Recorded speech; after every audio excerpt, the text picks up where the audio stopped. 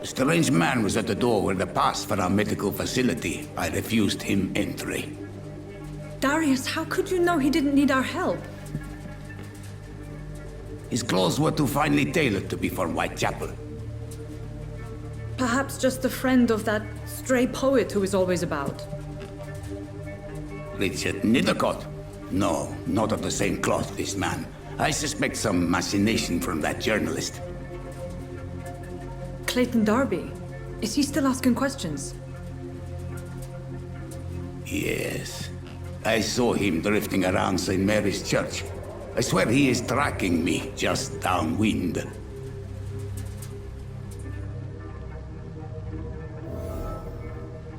It's locked, all right. I must talk to that journalist or the poet.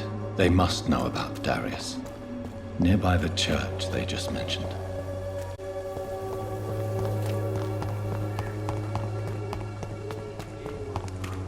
Cheap price, good quality.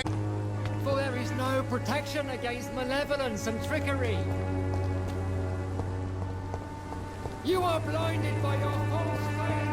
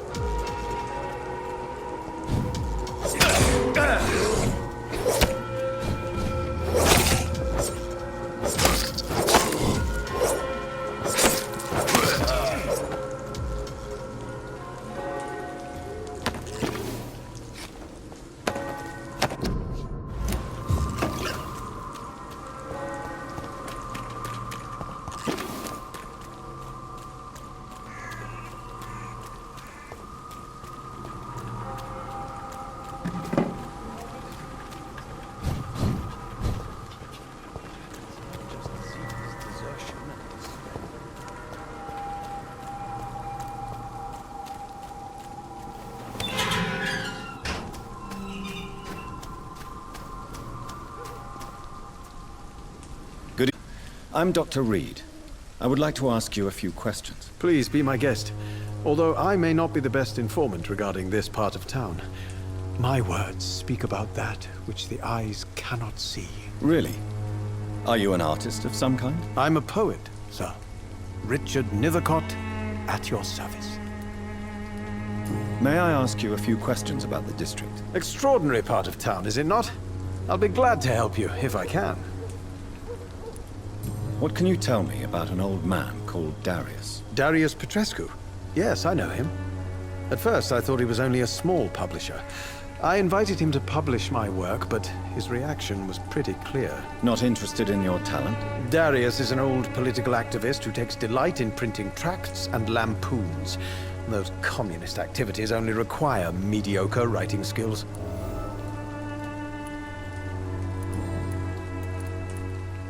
I'll leave you alone, sir.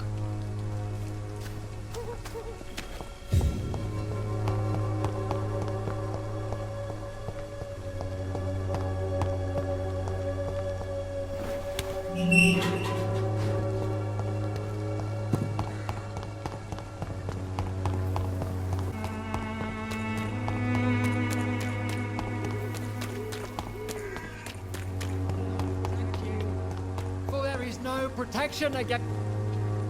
Forgive my interruption. Do not apologize, my son. Father Tobias Whitaker is always happy to teach mortals about the incoming Armageddon. I am Dr. Jonathan Reed, and I just have a few questions. A scientist? You are much more lost than I thought, my son. I have heard enough for tonight. Goodbye.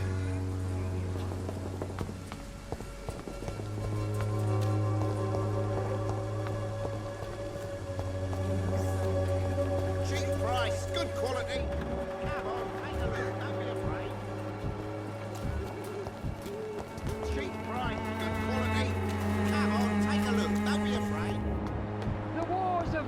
should not be your main concern? The disease upon us is not an accident of nature. Excuse me, sir. Are you familiar with this part of town? Name's Clayton Darby, reporter. Sorry, I'm new to Whitechapel. But perhaps you could help me since you're a journalist. My name is Jonathan Reed. Dr. Reed, the famous surgeon. I'll gladly help if I'm able, sir. I heard you're investigating an underground medical dispensary in Whitechapel. What do you know about it? Not much, I'm afraid. They are wary of strangers, and I'm not really an acquaintance of theirs. Why do you care? I'm afraid one of the nurses from the Pembroke Hospital may be involved with unsavory activities. Ah, could it be Dorothy Crane? Without a doubt, you are a damn fine journalist, Mr. Darby. What do you know of her accomplice, a man named Darius? I don't know much about the man. He's very cautious. Never goes out. Doesn't seem to have any friends or family. He never goes out? No. A few days ago, he unexpectedly did. I followed him, but it was just a ruse to keep me away from his house. Really? How do you know? He went to the nearest mailbox, but just before posting his letter, he ripped it up and threw it away. Goodbye, Mr. Darby. Farewell.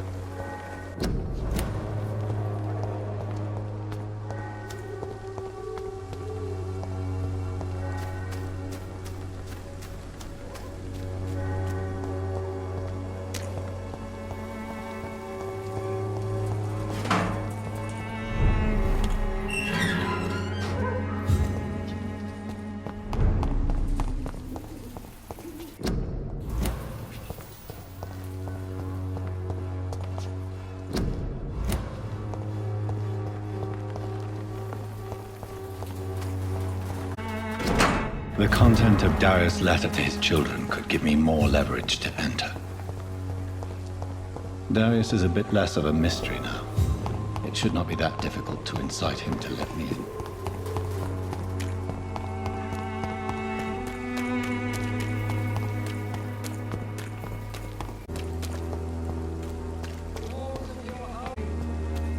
Have your money. Come on, Barrett, you know the game. You pay for peace of mind. God, you just took me out.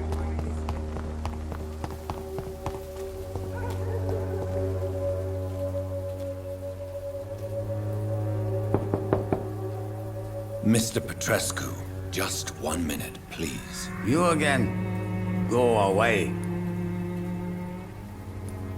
Sir, wait. Stop this nonsense. I know Nurse Crane is here. Shall we speak man to man, you and I? All right. Speak up. Don't you see we're on the same side? We fight to help the poor, sick, and abandoned. I'm nothing like you, Mr. Doctor. Yes, you are. You too believe in providing medical care without charge. You know what we have to sacrifice to make the world a better place. I have to admit your words have conviction. All right, I'll let you see Dorothea. Don't make me regret this, though.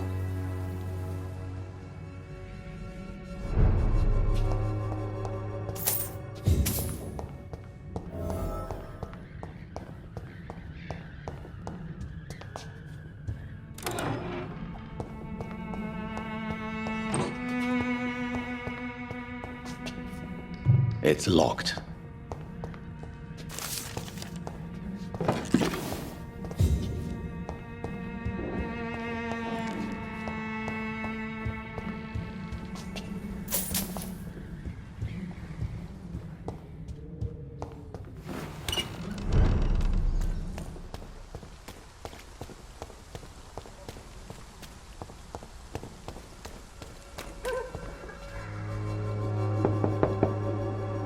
Hello, Mr. Petrescu. Hello, Dr. Reed. Come on in.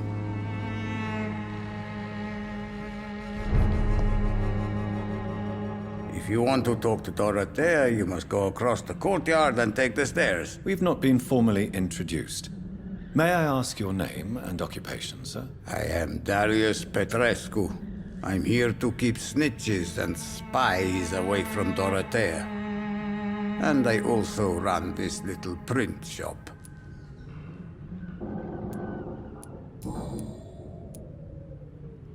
Do you have any family left, Mr. Petrescu? Children or grandchildren? Who knows? I have abandoned my people for so long, they might as well be dead. As dead as I am for them, I suppose. Don't be embarrassed, sir. If you must know, my own father disappeared many years ago, and I forgave him. It's quite awkward to talk about our families like this, but thank you, Dr. Reed. I appreciate your trust. This war won't last forever. Did you ever think of returning to your country now it's free? No.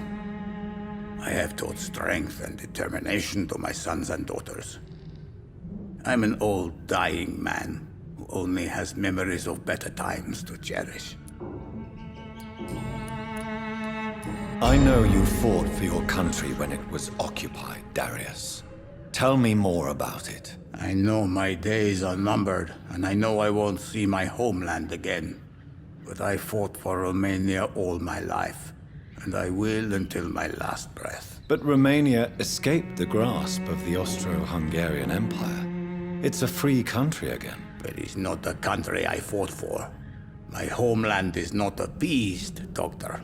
And I still see a dark future ahead for my people. How did you meet Nurse Crane, Darius? Why does she trust you? I'm her oldest friend in England. Dorothea and I share many ideas about this country and about the country we left. You mean occupied Romania, don't you? Even if not directly, I fought against your enemies. Really?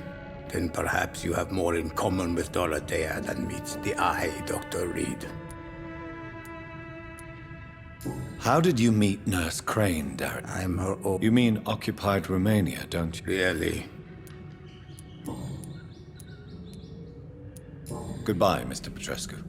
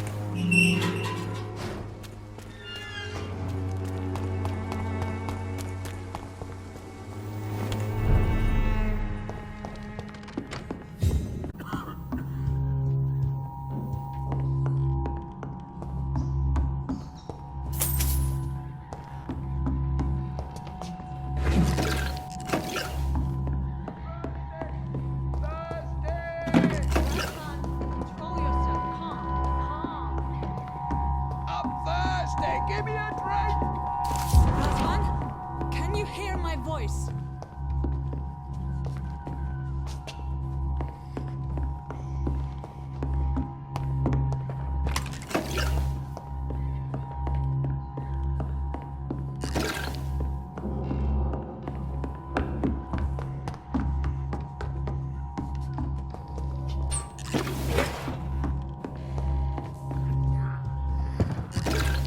I need help! What do we have here, nurse? Patient Razvan Vasily, high fever running on 3 days. Complaints of dizziness, muscle aches, and head pain, diagnosed with influenza. Treatment? Aspirin and salicin for the fever and discomfort. Liquids for dehydration, but he's having trouble keeping even water down. Thank you, nurse. Anything else I should know? He did lose consciousness this morning, but he's never had convulsions like these. He's not convulsing, he's choking. He's not getting any air. Scalpel! Hand me that scalpel! What can I do, Doctor?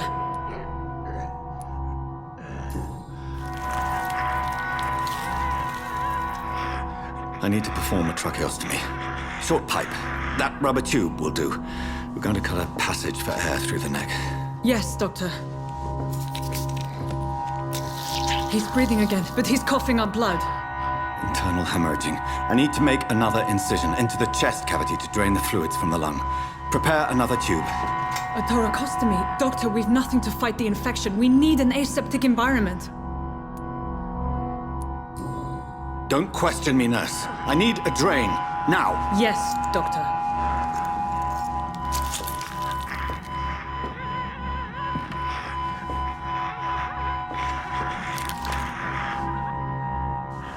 He's still bleeding, Doctor. I'm losing his pulse. The drain must have punctured the intercostal artery. There's too much blood. Are you all right, Doctor? I can't see.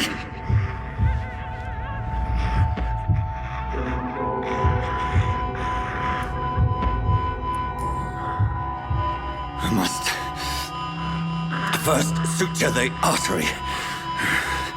Find the wound. The source of the blood. Needle and thread, Doctor. Good. The stitches are holding. How's he doing? We're losing him. We've lost his pulse. He's dying, Doctor!